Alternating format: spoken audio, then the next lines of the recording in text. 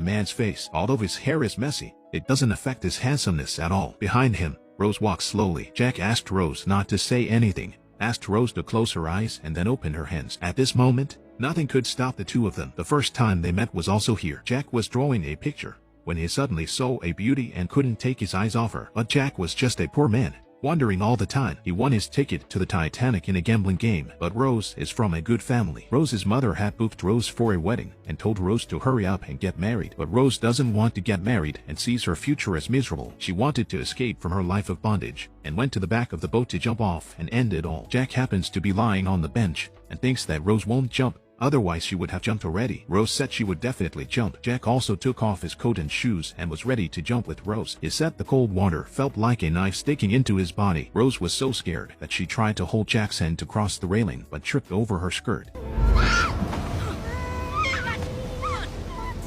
Luckily, Jack was holding Rose's hand. The crew heard the shouts and rushed over, only to see Rose lying on the deck. They thought Jack was a scoundrel and handcuffed him. Luckily, Rose explained what happened. Rose's fiancé invited Jack to dinner in order to win Rose's heart. Tell gave Rose the heart of the ocean and promised to give her everything. The next day, Rose discovers that Jack is a painter, and the characters in his paintings all have stories to tell. Rose wants to break the status quo because she feels tied down. Jack excitedly drags Rose to the railing and teaches Rose how to spit. But Rose's mother sees this and is furious. In the evening, a lady dresses Jack up and makes him even more handsome. At their aristocrats' party, they didn't realize Jack's identity and approved of Jack's outlook on life. Jack also left a note for Rose to come to the clock because Jack wanted Rose to join the real party. He brought Rose to the poor people's party. Rose feels free, not realizing that the servant saw it. When Kel learns of this, he gets angry and flips over the table. Mother tells Rose not to meet Jack, believing Rose is the key to the family's revival. Because Jack can't get into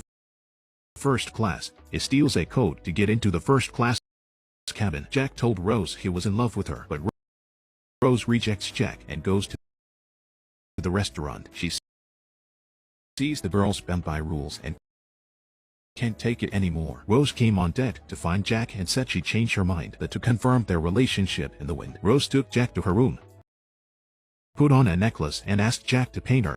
While they were admiring the painting, they heard a knock on the door and ran to the corridor. Cal's servant caught up with them. The two rushed straight